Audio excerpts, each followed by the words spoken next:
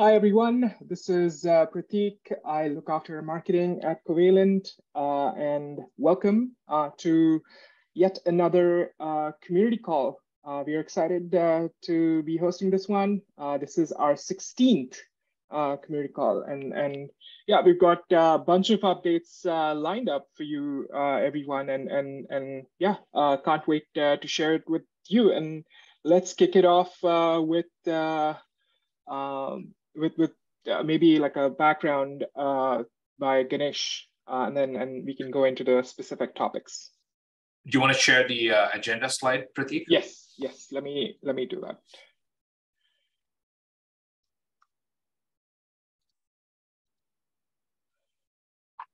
Okay. Share my screen.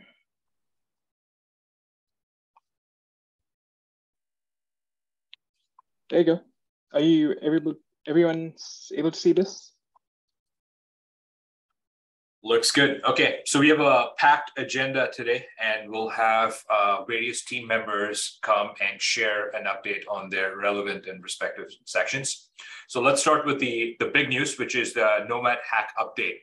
The unfortunate update there is that there is no update. So what we are waiting on is for guidance from the Nomad team on when the bridge would be recovered and when we would have access to the funds that were returned.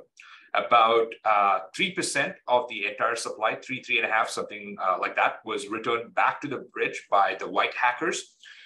We do not have custody of those funds. So the path forward, in the next 30 days, the plan is to rebuild the bridge, maybe pick another bridge, and just move on from this really bad incident. So that's the big update on the Nomad. I'm very sorry that there's nothing more that we can share at this moment because Nomad hasn't shared anything relevant. Let's move on to the second piece. This is a Data Alchemist Bootcamp. So a little bit of context here on what this program is. The Alchemist program has been a key driver for Covalent's community efforts. We built this program about 2 years ago, and we had thousands of people who've been able to level up in their field and in their careers. In fact, a lot of the alchemists joined Covalent as full-time staff members. And these things only work in a bear market, not in a bull market. Bull markets are too noisy. So we came up with this plan in the summer, like, let's go out there and do something really, really ambitious. Let's go train a few hundred people, teach them all the key skills that you need to crunch data on chain, and let's pay them to go through this boot camp.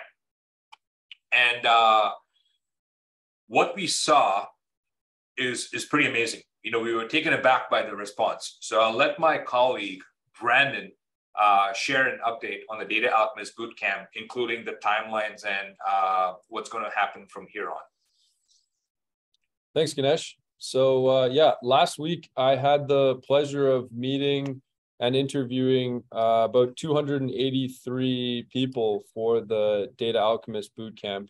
We had over 1,200 applicants, and from that we selected about 250. So there's some really, really strong candidates, even that we had to ask to apply next time. So the ones that got in are the best of the best. And I'm really excited to see what we can build throughout this program. Some of the key focus points will be building, reach retention revenue analyses similar to the GameFi ebook that we released early in the year. We'll dig into DEXs. We'll dig into some hack analyses. We've been part of one.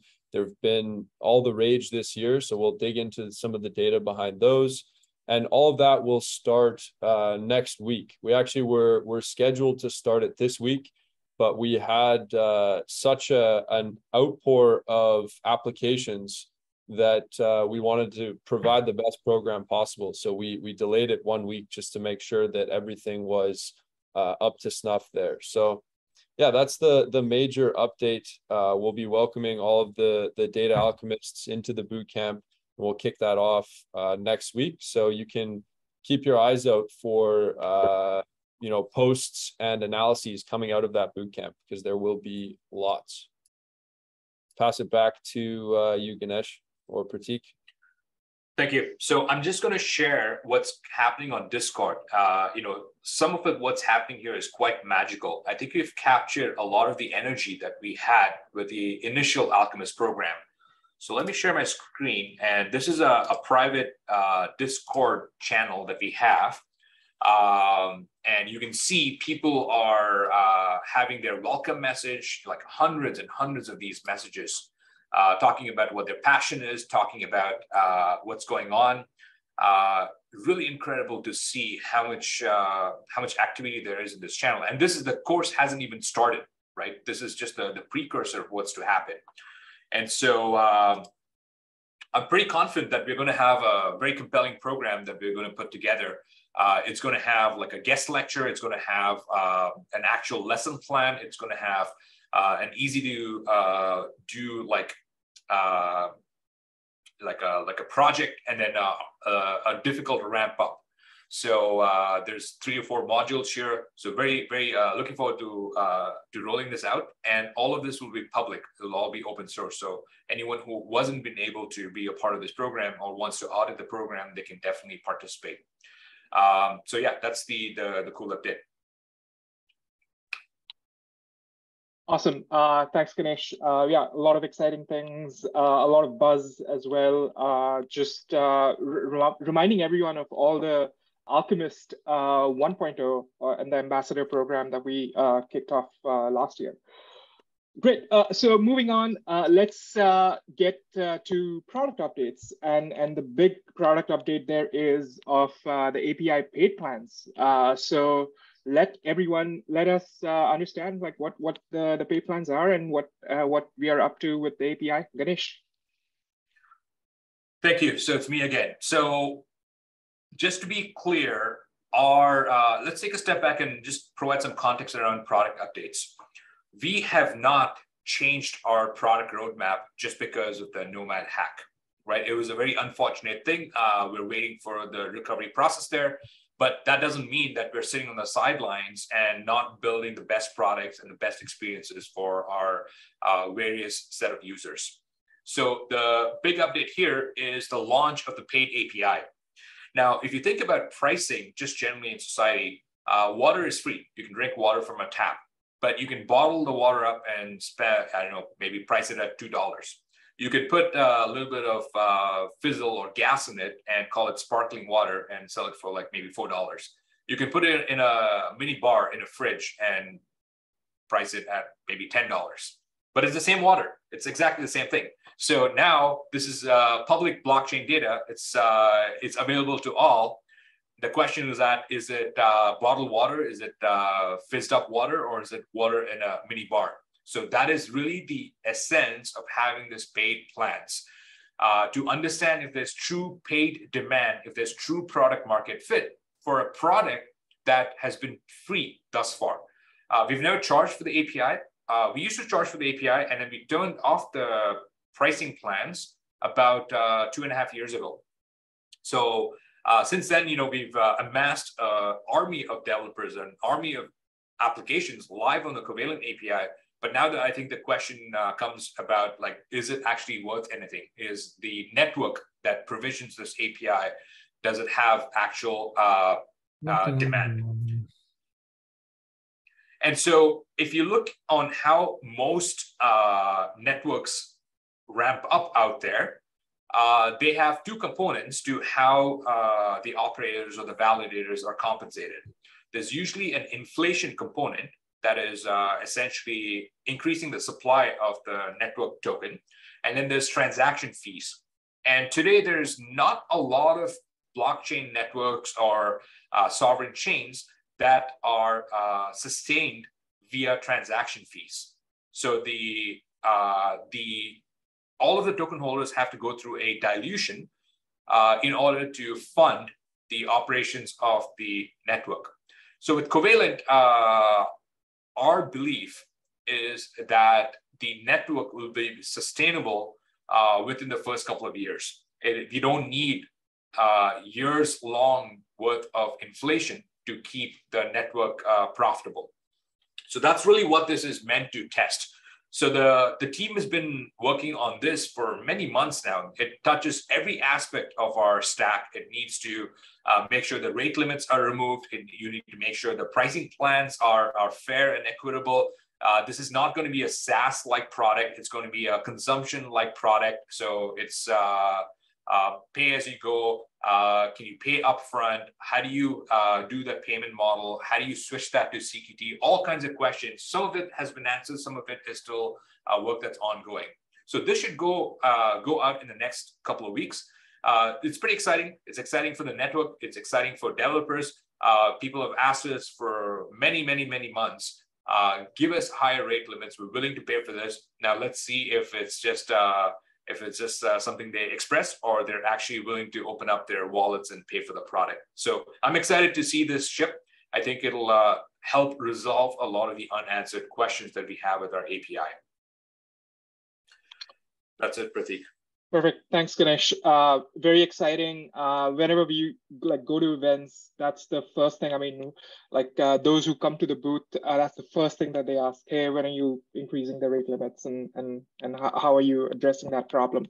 So yeah, pretty exciting. Let's head over to the next item for today, hackathons. There's a lot of activity happening there, workshops, tutorials, different developers, set of developers building applications using the unified API. So yeah, over to you, Harish. Awesome, thanks, Prateek, and hello, everyone. Again, hackathons are something quite near and dear to Covalent, having been a product of one of them. So it's worth echoing that regardless of the market conditions, hackathons are going to be something that we'll continue to support and be a part of. And currently there's 3 or 4 various events that we are a part of, as well as one that we are spearheading. I know I spent a little bit of time talking about the Evmos Covalent's 1 million wallets hackathon. I just shared the link to the registration portal for that. 1 million wallets, as some of you might remember, was an event that we ran several times last year. It's sort of our flagship onboarding hackathon to bring developers into an ecosystem of our partners. And so we'd run this with the likes of Avalanche, Phantom, Polygon last year. And this year, we've been focusing on a couple of key strategic partnerships with ETH Global and Gitcoin, and spent a fair bit of our time and effort there. But when Evmos asked us for a proposal to put forward one for a hackathon with them, it was a no-brainer to look back at the success we've had with this onboarding campaign and put that forward. And so this is definitely the largest one yet. I think over 75,000 in prizes, both for developers building in the Evmos ecosystem with Covalent, as well as I think something like 15,000 in community prizes. So if you're not able to commit to a full build over the next 4 weeks or so, you can still participate in daily challenges and win some great bounties there. So please check it out. It's going to be a great event. If you've got any questions, I think my colleague Libing is on the call here, and also very active on Discord, so you can reach out to him for any additional details. So stay tuned for that. Registration's now open, and I believe the hackathon itself starts on November 7th. We've got a couple other ones to make mention of. ETHSF, which is an ETH Global event. I know maybe Kia is going to talk a little bit about it because she's one of the attendees from our end at that event. But that is happening November 4th to 6th. You can sign up. I think there's a portal available, and that one is an in-person event. We're a big fan of the ETH Global series. They do a great job running their events. And in addition to ETHSF, we'll talk about it at the next community call, but there's another one happening in India that we're going to be a pretty strategic part of that particular event. And then finally, there is also an event being hosted by Morales with Google Cloud. So it's the Moralis Google Cloud Hackathon, and we're also a pretty key sponsor with that, offering some bounties. So 3 events. If you haven't had an opportunity to take part before, now's a great time. Regardless again of the market conditions, we're pretty bullish on hackathons, and we're offering up pretty good bounties for people to build in those events. So do check them out. Awesome. Thanks a lot, Harish. We definitely love hackathons. That's the bottom line. All right, let's head to events like Covalent on the road. There are a couple of events coming up in the month of November, and events are one of our biggest drivers when it comes to hackathons, as Harish mentioned, and of course the business and relationships and partnerships that we kind of get into.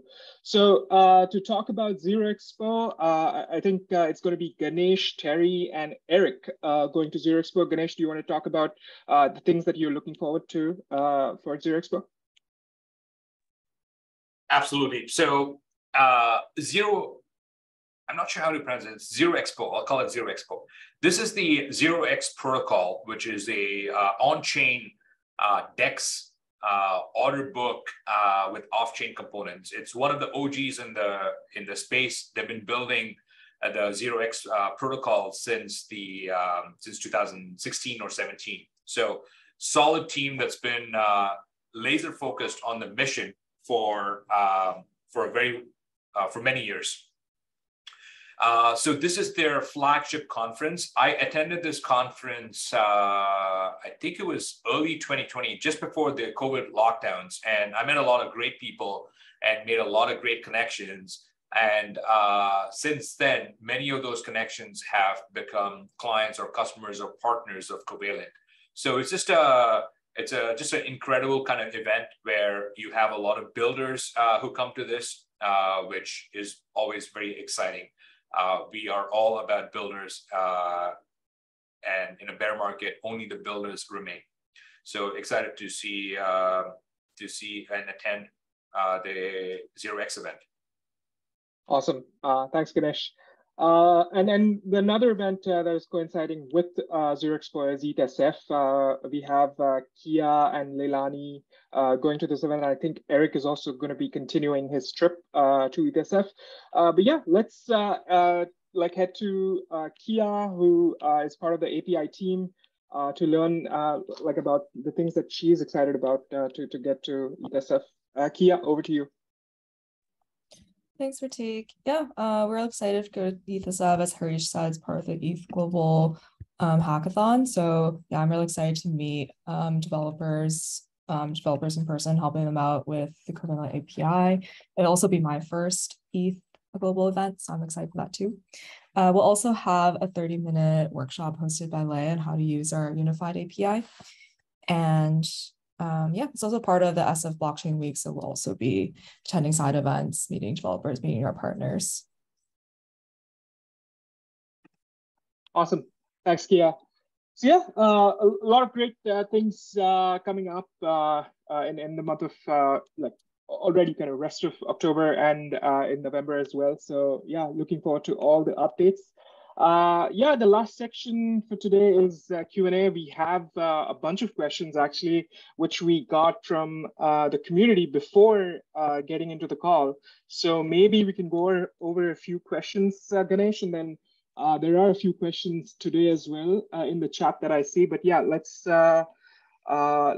get to the questions. Okay, so the first question is, yeah, sorry. I was just going to say you should ask the question and I can answer them. Yeah, okay, yeah, I'll ask the question. This is getting recorded, so everyone can listen to this after this happens. So the first question is, will there be more grants for those who graduated the Data Alchemist Bootcamp this time and want to develop more? How will these graduates contribute to the growth of the Covalent ecosystem? This is a great question. So we are giving a $2,000 bounty for people who complete the bootcamp. So that's been part of our promise, and that will be paid out in CQT. After the program, our intention is to have something like a demo day or like a workshop, and all of the guests that we're having during this during the bootcamp are industry insiders. And all of these insiders are in the data field. So there's going to be ample opportunities for networking and figuring out if there's a career choice that people want to make and move either full-time into Web3 or take a data role or double down on a project or do other kinds of bounties. Covalent isn't really set up for a bounty-like system where companies go and post bounties and people work on this. It's too early to say if that's a thing that's part of Covalent, so that's not available right away.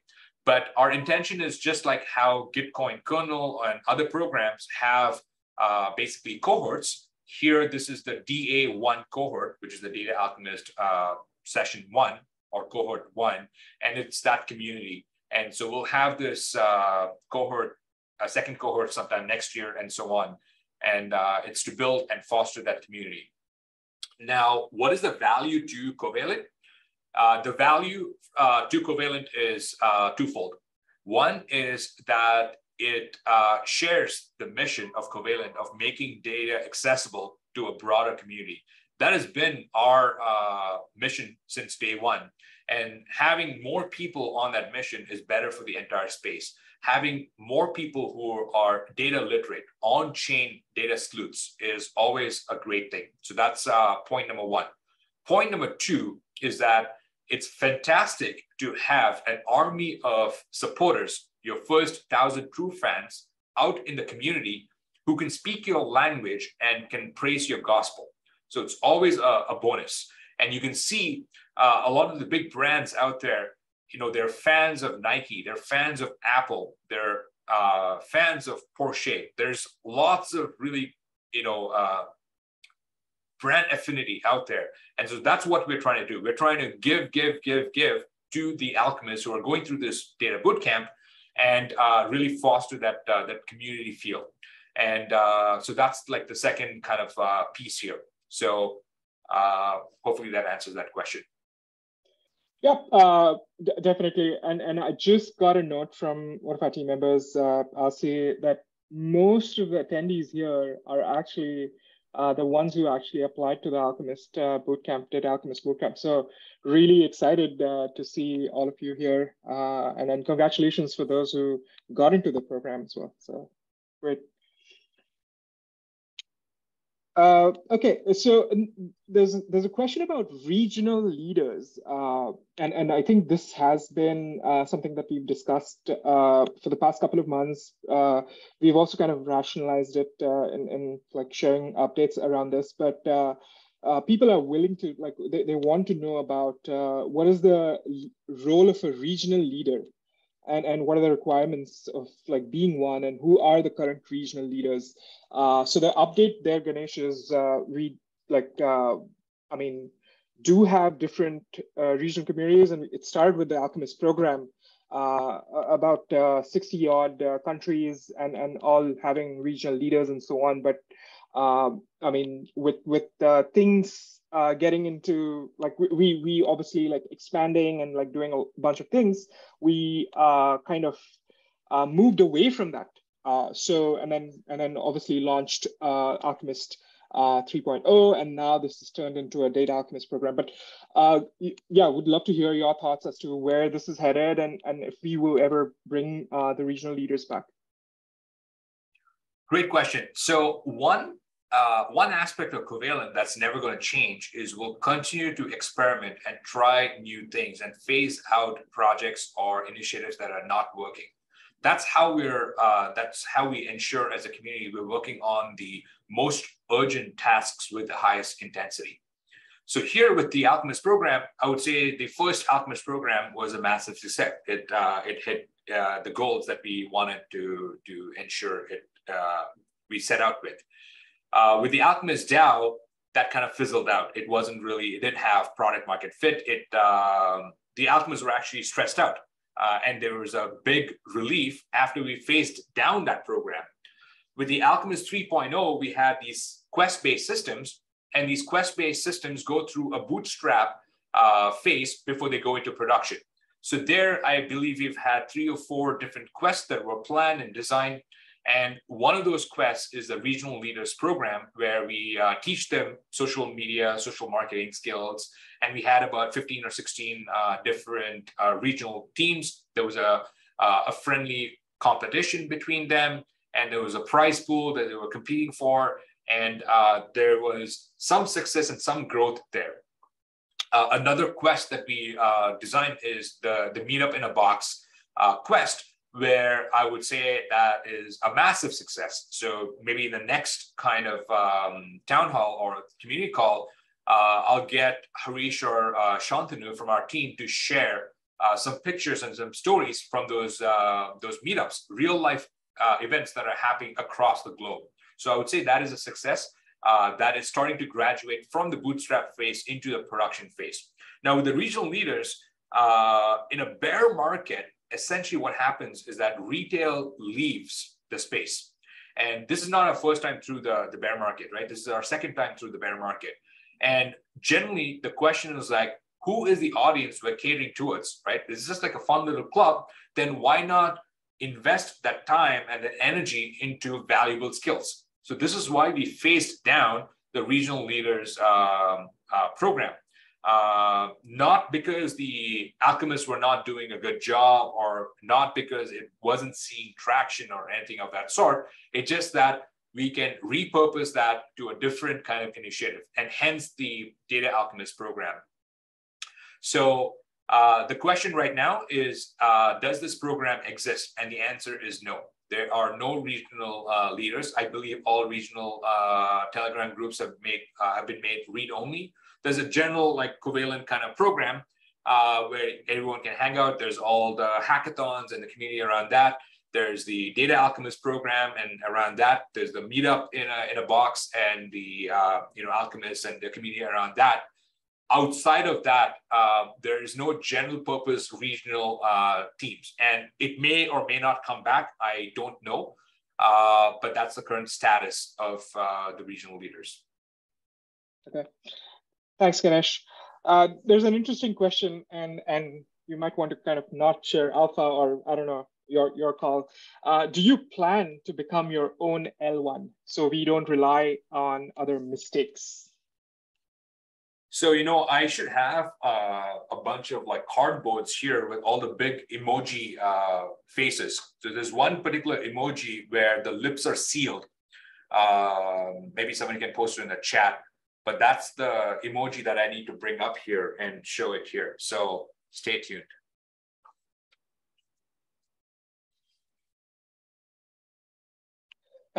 Okay, yeah, thanks, Ganesh. All right, so there's another question around Nomad again. Like I know you answered that.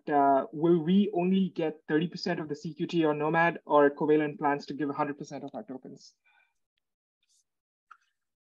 The question is a difficult question to answer. So even 30%, in all transparency, it's not something we can guarantee, because we don't have custody of those funds that will return back to Nomad.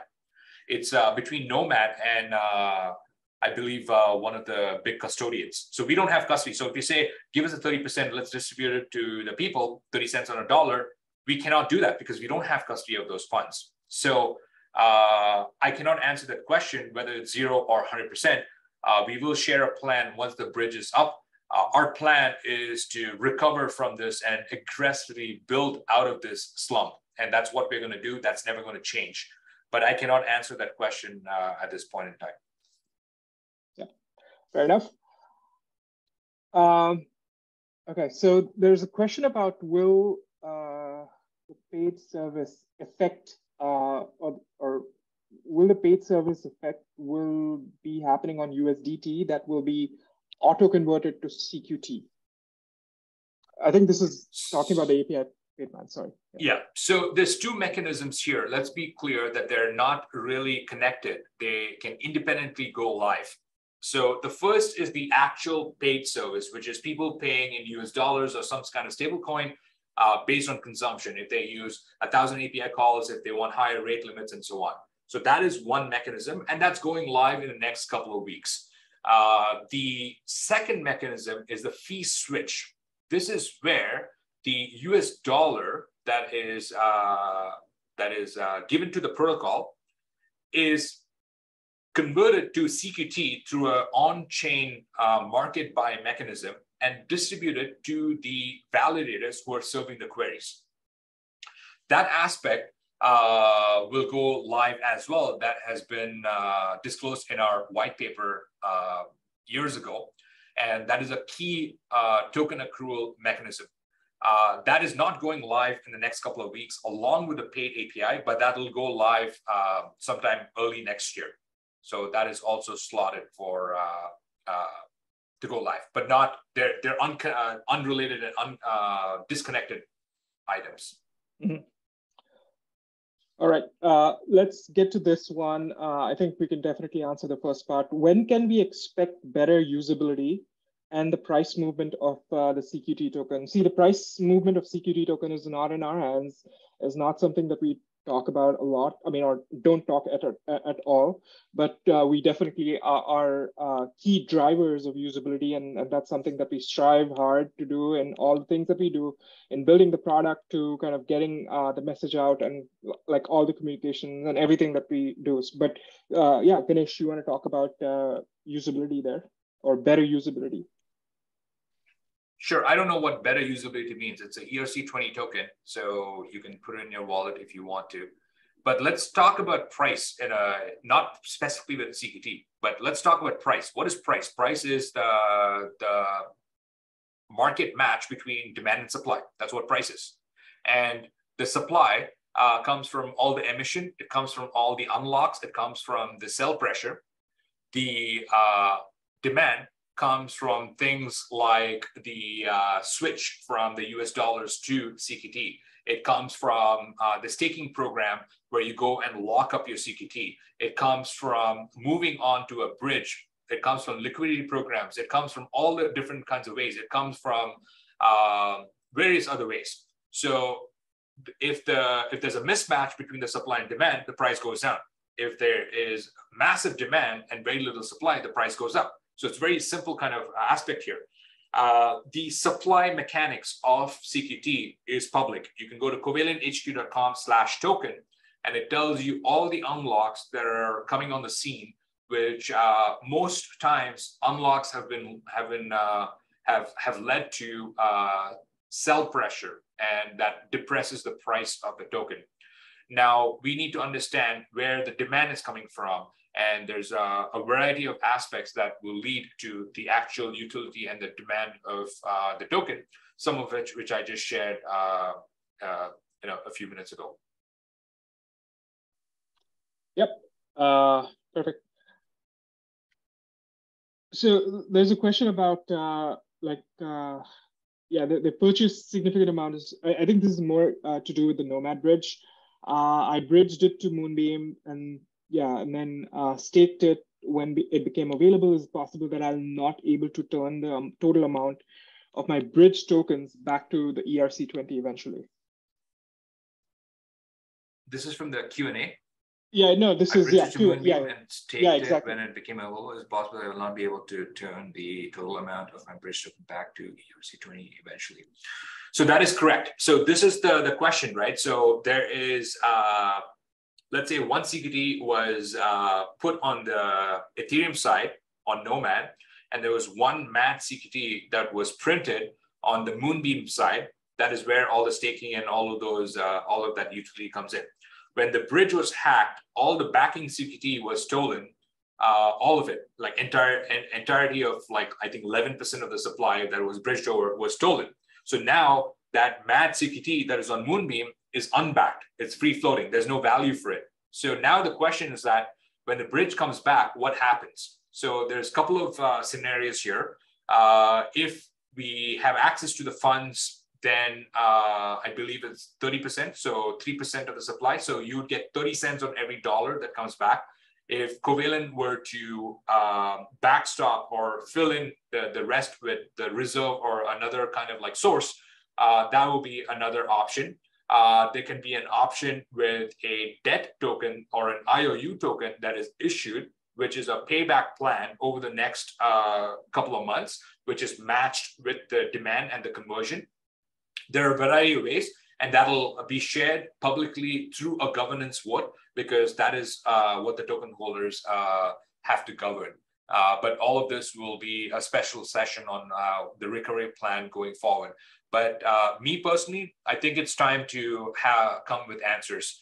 It's been months since the hack, and we haven't been able to provide an update.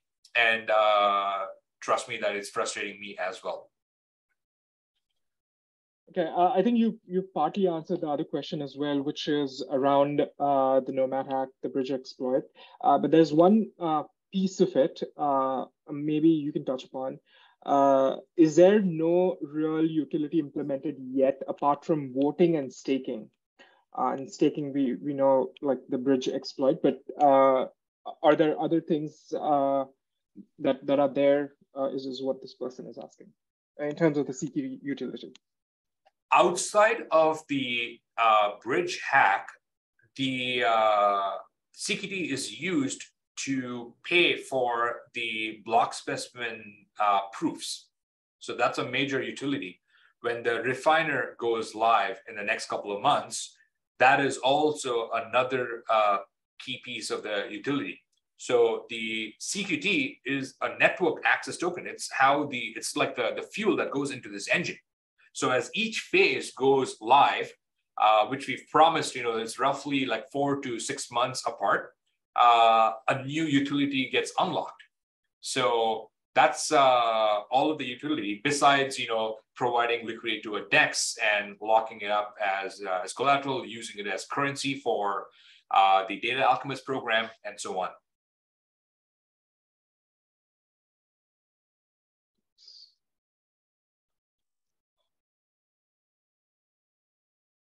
All right, I think we are good with all the questions here. This question is about lost liquidity. I think this is about Nomad hack. I think we've already addressed Nomad hack quite a bit in this call. All right, I think we're done with questions. We have about I don't know, 2.5 months left in this year.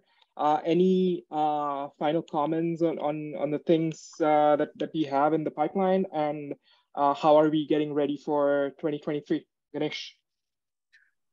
Great. So the next update, we need to really make it count, right? So if you look, I'm just being transparent here with the community, that I think the conference is a bit shaken. Some of it is within our control, some of it is not within our control. So the next update, we'll have to make it count.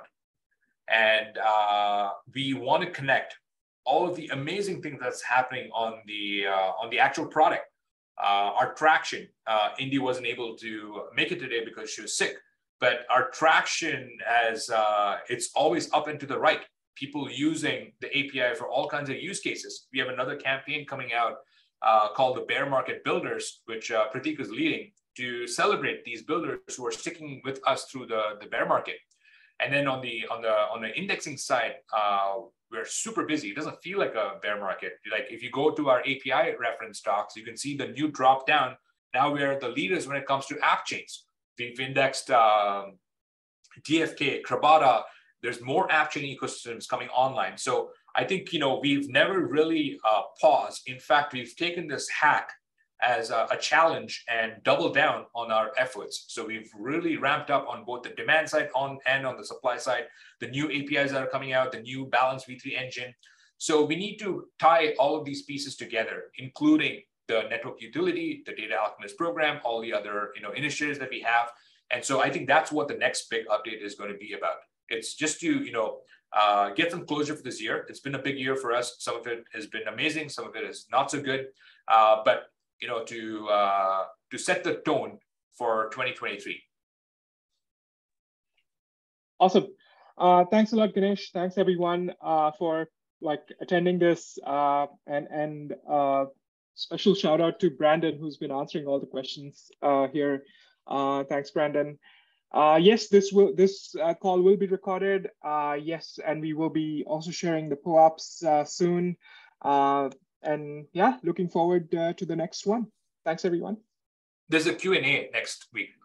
like an AMA or a text AMA as well. Right. Oh yeah. There's one thing that we need to kind of also kind of address. It's been a while since we've done a Telegram text-based AMA, and Telegram is definitely like near and dear to us. We have Abbas and Daniel who are kind of leading things there. But yeah, I mean, like we as a team also want to be like close to you, and yeah, there's going to be an AMA. We will be announcing the dates and everything, and it'll be Ganesh featuring first. So yeah, look forward to that as well. Thanks everyone. Thank you. Bye. Have a good one.